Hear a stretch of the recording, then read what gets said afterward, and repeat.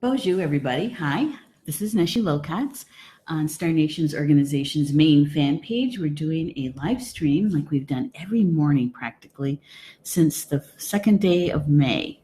Yay. And here we are. It is Wednesday, May 30th, and we just got today and tomorrow left of May. Didn't it go fast for you? It went fast for me. It always does, it seems like. Well, that's because we're busy, right? Well, good morning, everybody. I appreciate you being with me this morning as we talk about the energy for the day. I had started this, doing the live stream anyway, in May regarding the card draw that I do every morning. And I do this every morning, well, for a really long time, actually. It wasn't until, I want to say last October, September, October, I started to share bits of the card draw on Instagram on our business account for Star Nations, and then at the end of April, I thought, what if our Star Nations community would like to also know a little bit more about the card draw and do a live stream rather than just sharing, a quote from the card draw, is to actually talk about it and see how things are going. Let's see. I'm not seeing any. I don't know. No, that's not it. I don't see any of the comments, and usually there's a little blip in there about sharing the video or the live stream. So I'm just going to put in a message and see if it shows up. Yep, there it is. Good. Hey, Nicole, thanks for coming, joining us. Good to see you in the chat. I know you've been really busy with interim classes, summer classes, and so it's good to see you in the chat room. That must mean that you're having coffee and kind of doing a couple of things at the same time and listening in, and I appreciate it because I know you're really, really busy. Congratulations, by the way, on your graduation. Yay! There was fist pumping going on at my house when I read your post about your graduation. So I congratulations. There's nothing like doing that walk across the stage, let me tell you. I also encouraged my niece, Erin, you guys know each other, Nicole and Erin, that to do the walk because you guys worked really, really hard to get that degree and all the hoops you had to jump through and all the flexibility and compromise and negotiation, and that's not even the projects or the homework or the tests or the papers you had to write. Right? So to me, when I was in college, it wasn't until I got out, graduated, and a couple years down the road, in my first post-college job, and I realized that really some of our education is about how to juggle things and prioritize and multitask and all those other words that help us to be good at our job, right? And so, yeah, college days. Anyway, today is Wednesday, and the card for today is, now we've had this before, Storyteller. It's about expansion. I'm going to get that in there without a glare. And I like storytellers of all kinds. I like the two-legged storytellers from different cultures. I also like figurines. And we've used a picture in Star Nations about a storyteller figurine. We used it on a show that we used to have on at Blog Talk called Storyteller Hour, and also Elder Hour. And I took the picture. We used it quite often. We used it, I think, for the first 3 years of that show. But here's the figurine that I took the picture of. Let's see, where can you best see that? There we go. And this was a gift to me from a good friend of mine in Arizona. I think she's still in Arizona. Name is Judy. And she gave this. We studied feng shui and space clearing together. And yeah, and this gift showed up at my door one day. And how cute is that? You know, Storyteller. And the Storyteller figurines always have children in their arms, on their lap, climbing on them. Yeah, it's one of my favorite figurines that I have. That's why I took the picture of it. I thought, what better way to depict Storyteller Hour, right? Storyteller. Jamie Sams, the way she writes about storytellers, of course, Native American, she draws from the Asheti Sequoia, the Great Sioux Nation, but also from her Seneca roots. And the way she describes the storytellers are people who know the history of the people, and that they can sit and talk about stories from our ancestors, and they have great memories, because they used to sit in council when there was decisions to be made, and the leadership of each clan or nation, when they would gather, the storytellers would also be there. Why? Is because they were the historians. They could recite about a certain battle. They could remember whose child was whose. The history of the people, and so it was really good that they had good memories and could recall that kind of information for the leadership to be able to look back at their history so that they could make a decision in the present that would affect the future, right? So storytellers were really, really important to a people. And Jamie Sams, what she says is that that storytellers were both male and female. Yeah, the male storytellers in the Asheti Sequoia, they called them twisted hair. And that was because of the way they wore their hair. They'd pull it up and twist it, and it'd be in the front like a messy bun, but it's in the front rather than in the back. And so the male storytellers, the twisted hair, would talk about and remember the stories around battles and the governing of the nations, right? And the female storytellers, the female twisted hairs, would tell the stories about the women's lore, the herbology, the medicine stories.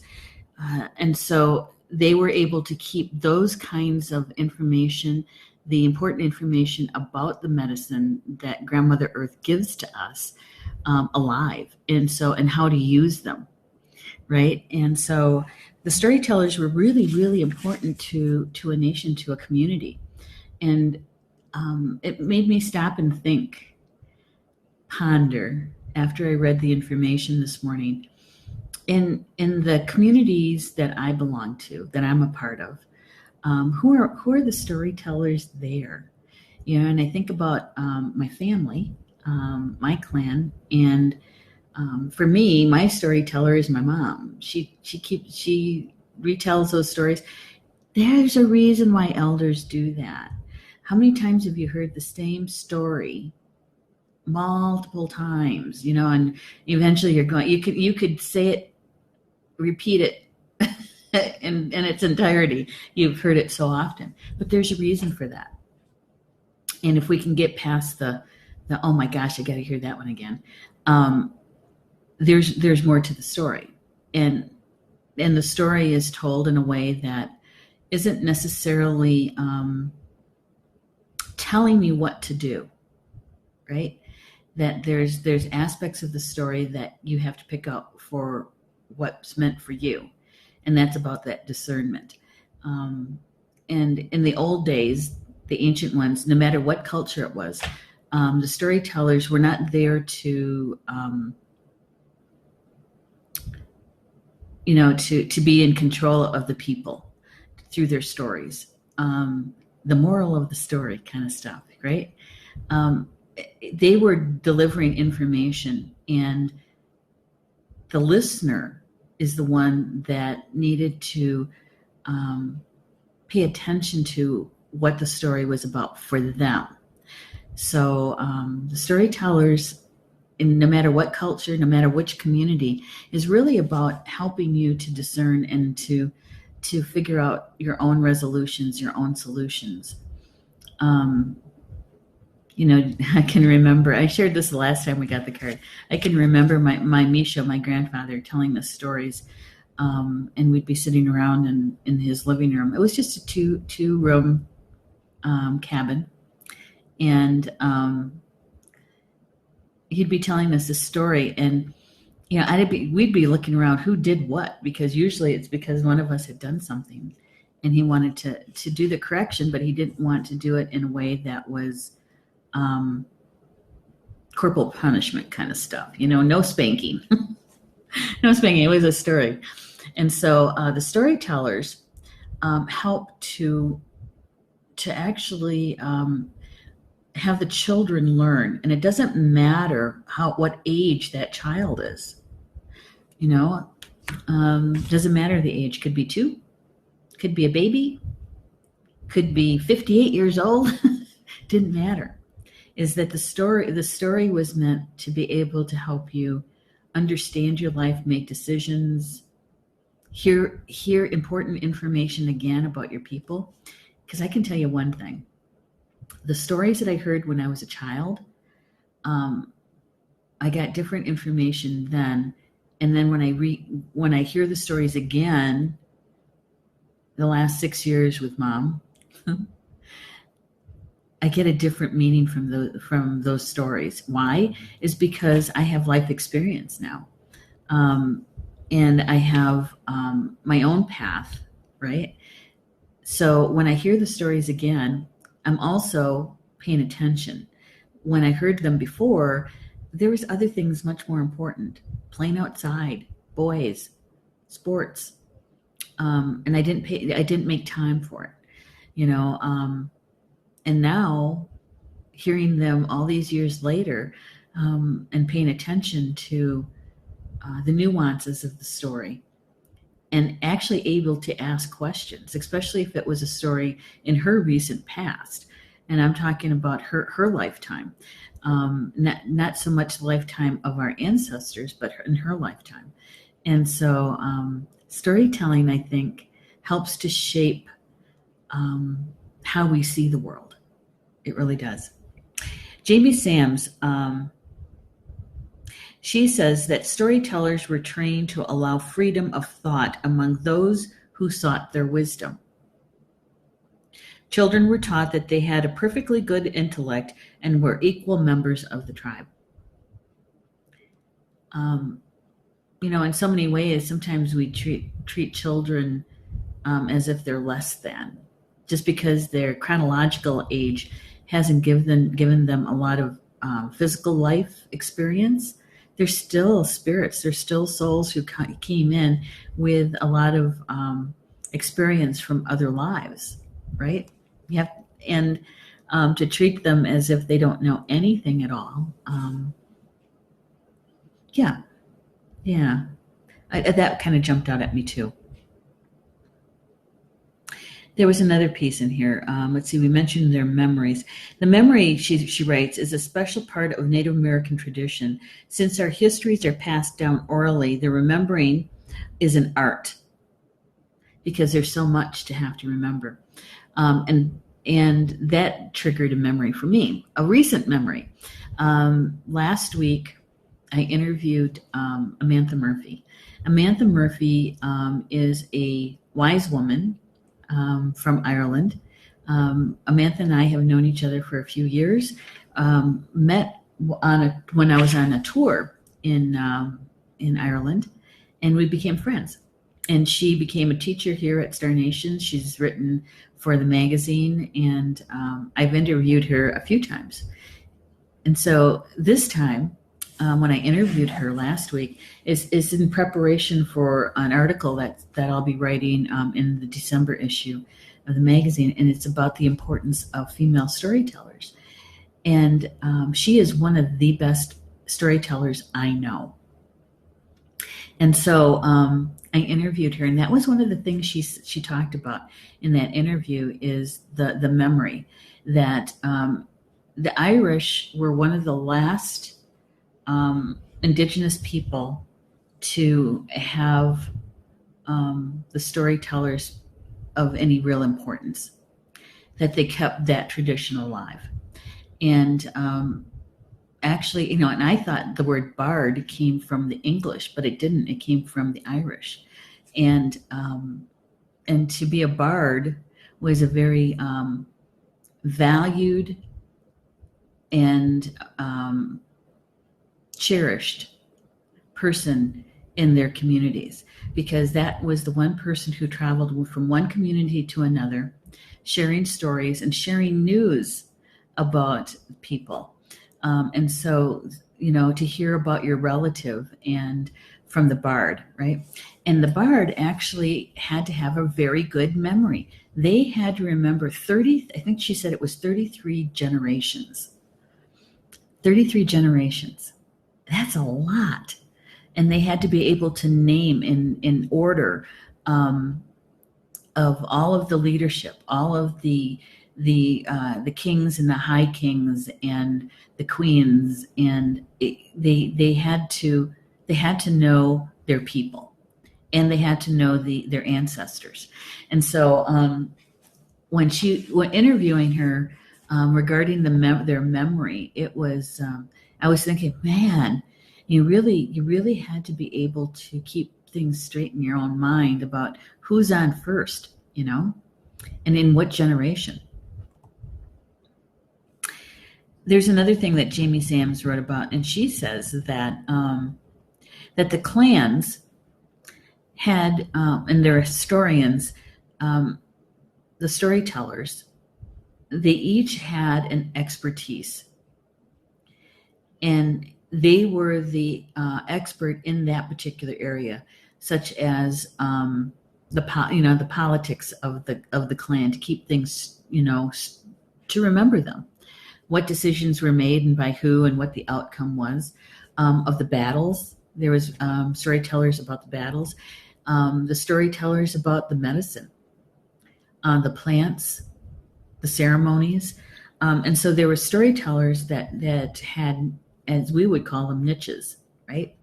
And that they shared from their perspective. And she says that clans had historians who held the oral history of an area of expertise in their memory. These fragments of tribal teachings were passed down to the next generation. And each person held one fragment that was part of the whole way of life. And that made me stop and think about this. I think we still see that today, even though we may not have formal storytellers in the way that our ancient ancestors did. But we have our gifts, our individual gifts, and how we use those gifts and how they're expressed through our physical life, right? And that when you think about it, we are a fragment of the whole. If I just take Star Nation's community just in general, just for an example, each one of the show hosts has a certain area of expertise that they come from, that their gifts are shared through that filter, right? And they write from that perspective as well. But we cover a wide range of information, everything from Wiccan, pagan, shamanism, Egyptology, the left and right eye of Horus, Christianity, Catholicism, tarot, astrology. We have a very wide range of information. And why is because each one of us hold a certain gift that we can share and express through the vehicle called Star Nations, and to be able to share that with our community. So when we do the shows and there's questions and all of that, we're able to, if we don't know the possible answer, we know somebody who could, and we can refer you to that person. Or well, so many times it becomes a show topic.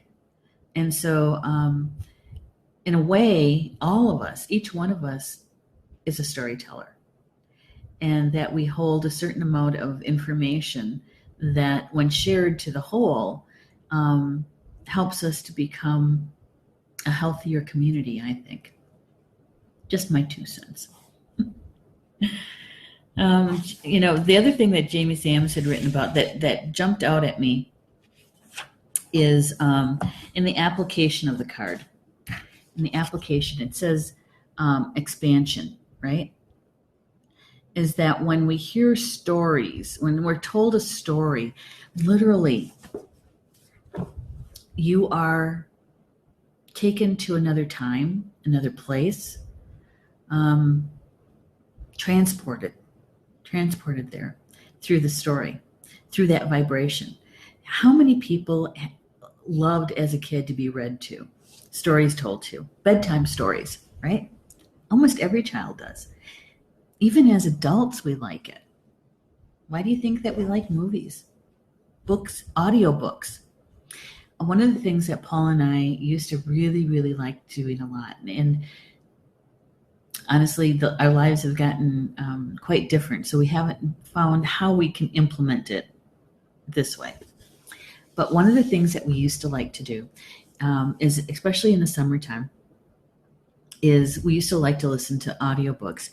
And usually Patricia Cornwell, and the one that wrote the ABC, the alphabet. She just recently passed away too. Anyway, the Storytellers, whodunit kind of mysteries, right? And I would get them as audiobooks, and they weren't downloadable at the time. And so I would have to get the CDs, and we'd put the boombox out, and we'd sit around the campfire with our adult beverage, and we would listen. We're being told a story, and it was one of the things we loved to do the most. In the wintertime, we'd be sitting by the fireplace, lights down low, and we're listening. We're being read to, right? And so I think that there's an element that we all can connect to, that we're literally transported to a different time and a place. When you have somebody in person telling you a story, a true storyteller, they have you entranced. You're hanging on their every word, right?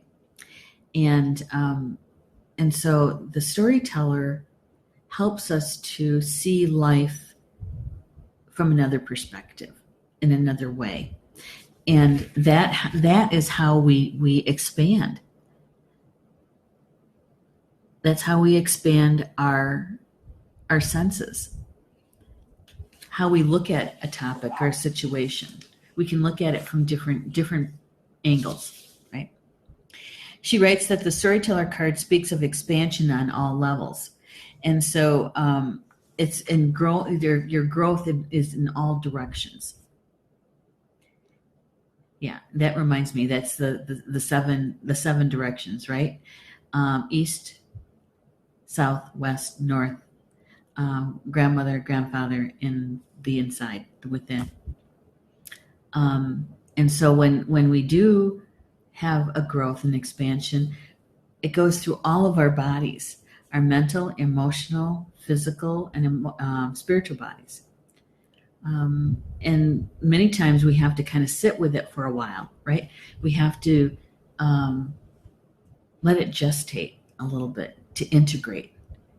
And in that integration is when I think that we can see or sense the connections. And when something becomes healed, or when you really fully understand it, is when it works through every one of your bodies. Every one of your bodies. And it can happen in a split second, but it can also take some time. And I think it's in the integration piece that we sometimes have our growing pains, right? In that expansion. She says that see each area of expansion needs your attention and feed your personal fire of creation. Create more and enjoy the expansion, knowing you earned it. She also says, note that the expansion will continue if you are willing to share how you achieved your success with others. Many lives are influenced by another's story. So when you tell your story, you can affect someone else's life because they get to see a situation that they may have that's similar in possibly a different way. And so they have a way to be able to maybe discern for themselves what their next step could be. In all cases, expansion occurs when people are allowed to grow at their own rate and with their own understanding. Wisdom of the storyteller is part of the art of remembering. And here's the one sentence that I just love the most. Note that you are now remembering your personal medicine and how to be your potential. I love that. Remembering your personal medicine and how to be your potential. And that's the storyteller energy for today. Yeah, I like this one. I do. I like all of them. But, today I can see how, because in so many ways here at Star Nations, we are a storyteller. We tell our personal stories all the time. That's one of the things I love most about the show hosts and the contributing writers, is because what they share with you truly is from their experience. They're sharing their heart with you, and their wisdom. Speaking of which, good segue, is tomorrow, Thursday. I'm going to start calling the last Thursday of every month Star Nation's Elder Day, because we start out in the morning with Connie Vaughter, and in Spiritual Mysteries of Life, and that's at 10:30 Eastern. And then we end up in the evening with Orchun and Carl Franklin, and that's at 8 p.m. Eastern for the Mystery School. And I get to produce both shows. I think that's such a gift, because I'm going to be there anyway. I love listening to the elders when they have something to share with us. There's those aha moments that occur, right? And so if you can join us on Thursday, that would be great. Tomorrow night is, tonight is Polly Jola Bay. She has chakra sessions tonight. And that is an hour of healing.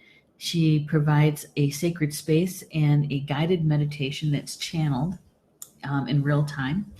And we have the opportunity to work with our own spiritual teams in whatever intention that we decide for ourselves. And so if you are a light worker, if you're a healer and you haven't taken time to tend to your own healing, Wednesday nights are really a good time to do that. I'm just saying.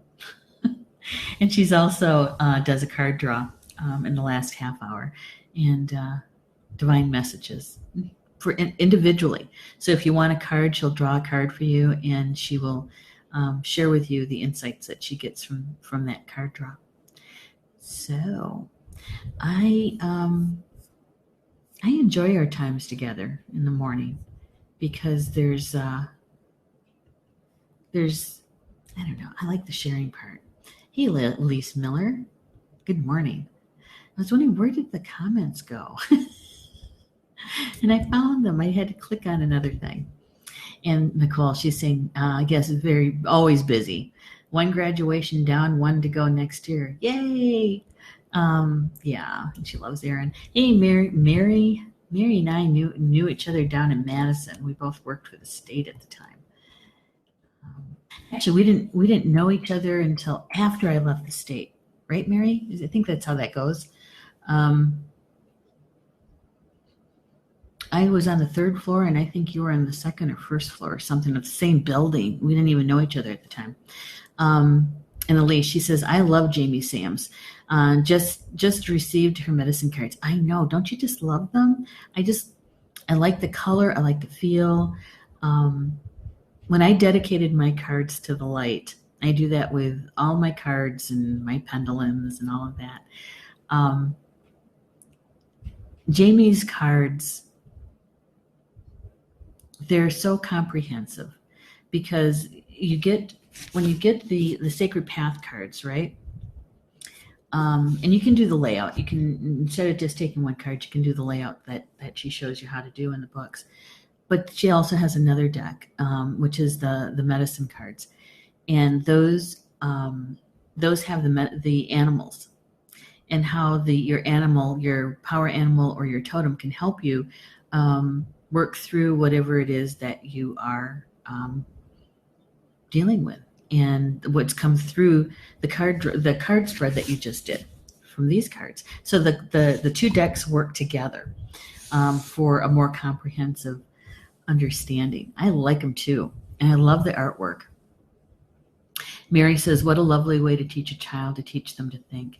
Yeah, to think, to remember, because we all come in with our memories from our previous lifetimes. Some people, and I'm beginning to really understand this piece, it's not so much past lives as much as it is parallel lives, right?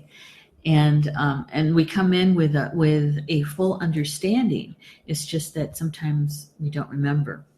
Many of the children these days are coming in with intact memories, and it's fascinating to sit down and have a conversation with them, or to even watch them. And I shared this one before. This is the one that always kind of sticks out in my mind. Is one of my grandsons. He'd be a great nephew, right? They were here at my house visiting, and this was a few years ago. He was just a little boy. He might have been maybe 5 or 6, something like that. He's graduating this coming week from high school, so you can see that the time difference there.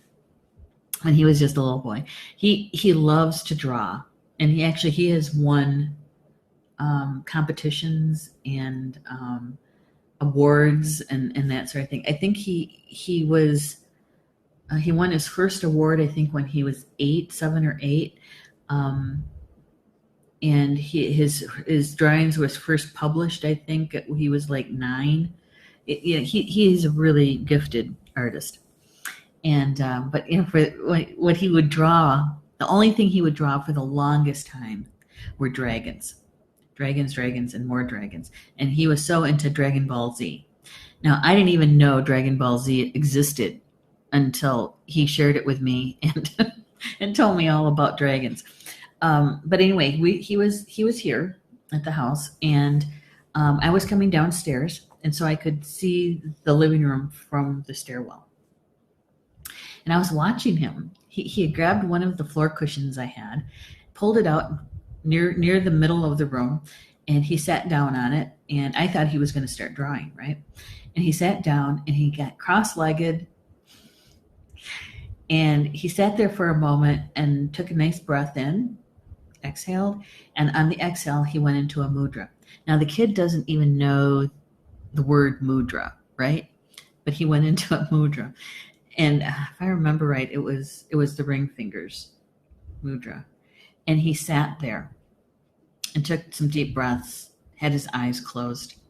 So I went down the steps a little ways and sat on the steps and closed my eyes and just kind of was with him, right?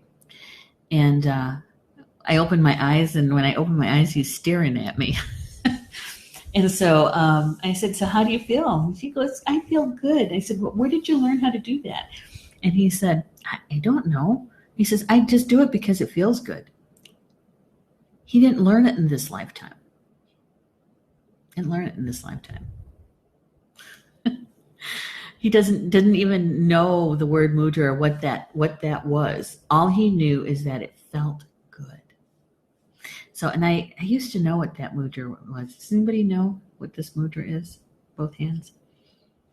I know that when you touch the ground, it's the earth, and the Buddha back there. This, I can get this right. I have to make sure I get this right. This mudra with the palm up like this is the teaching mudra. Yep. Yeah. So anyway, storytelling. Yeah, it's a good way, I think, to teach all children, including us. So I'm so glad you guys join me in the mornings. I appreciate it. And Elise, I did ask Polly Jo yesterday. I talked to her.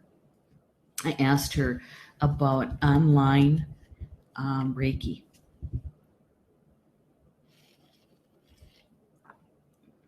Online Reiki classes.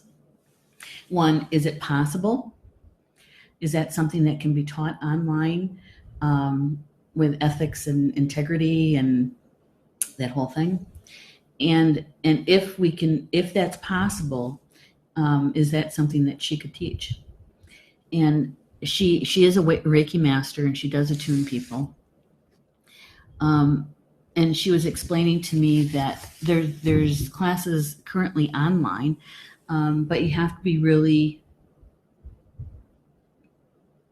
you really have to do your homework. You have to really know who that teacher is, and not just what they know in the information sense, as much as how do they connect to you energetically, spiritually.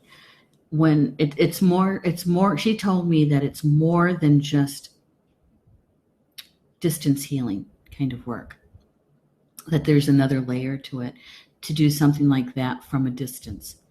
And she said that she'd be willing to teach that class, at least the first level, and see how it goes. And so I asked her to take a look at her calendar and when it would be feasible for her to be able to do something like that. And so she's going to let me know. She's thinking more in the fall, but it might not be until 2019. Maybe early. I'm thinking if we do it in 2019, it's going to be like in February. Definitely after the holidays and that sort of thing. But anyway, so it's a possibility. I just wanted to make sure you knew that, Elise, that there's a possibility for that to occur. That'd be nice, wouldn't it? I said, I'd be happy to sponsor that through Star Nations and to be able to help with the registrations and depending on how we offer it online, if we do it through Facebook, through the secret group and using Be Live, that I'd be happy to produce that, so that all she would have to do is concentrate on you guys, concentrate on the teaching part and connecting with you energetically. And so we'll see how that goes though, huh? All right. Well, today is Wednesday, in middle of the week. Enjoy the rest of your day. And I'll see you back here tomorrow. Tomorrow is Thursday. Yeah. Tomorrow's Polly Jo LeBay's birthday. Just so you know. We'll see you back here tomorrow for the card read. Enjoy your Wednesday, and maybe I'll see you in the chat room on Polly Jo's show later this evening. All right. See you guys. We'll see you tomorrow. Bama Mina. Until we see each other again.